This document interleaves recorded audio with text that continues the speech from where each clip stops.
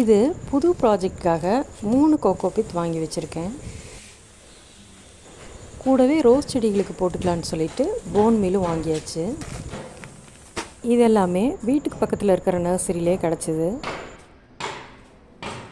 மண்ணும் ரெடியாக இருக்குது.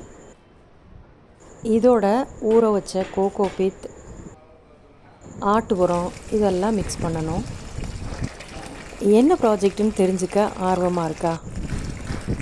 வீடியோவை பொறுமையாக ரசித்து பாருங்கள். தண்ணி ஊற்றி ஊற வச்சுருந்த கோகோபித்தை இந்த மண்ணோட கலந்தாச்சு. மண் பாருங்கள், பொது பொதுன்னு எவ்வளோ லூஸாக இருக்குன்னு. இப்போ இது எல்லாத்தையும் சின்ன சின்ன க்ரோ பேக்கில் நிரப்பியாச்சு.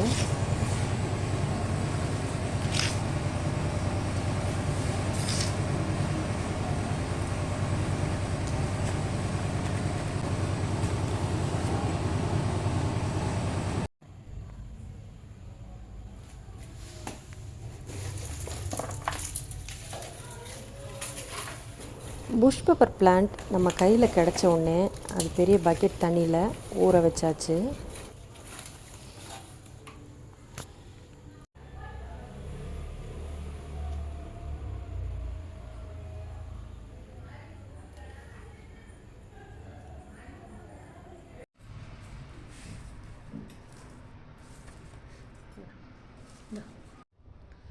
நெக்ஸ்ட் டே வேலையை ஸ்டார்ட் பண்ணிட்டோம்.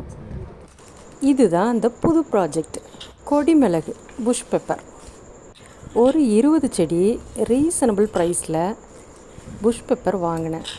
அதை எடுத்து ரீபாட்டிங் பண்ணுற வேலை தான் இப்போது நடந்துகிட்ருக்கு. ஒரு வழியாக அந்த 20 பிளான்ட்டையும் ரீபாட் பண்ணியாச்சு. நம்ம கையில் கிடைக்கும்போது மிளகு காய்களோடு தான் வந்தது. இந்த மாடி தோட்டம் ஆரம்பித்ததுலேருந்து எதை பார்த்தாலும் வளர்த்தணுன்னு ஆசை வந்துடுதுங்க கருமம். நம்மளோட நாட்டு மாதுளை செடியில் பூக்களும் பிஞ்சுகளும் நிறைய கொட்டிகிட்டே இருக்குது.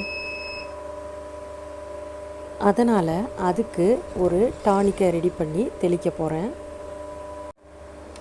அது வேறு ஒன்றும் இல்லை, தேமோர் கரைசல் தான். இதுக்குன்னு ஸ்பெஷலாக ஒன்றும் செய்யணுன்னு அவசியம் கிடையாது. வீட்டு தேவைக்கு தேங்காய் சுரகும் போது அதிலிருந்தே பண்ணிக்கலாம்.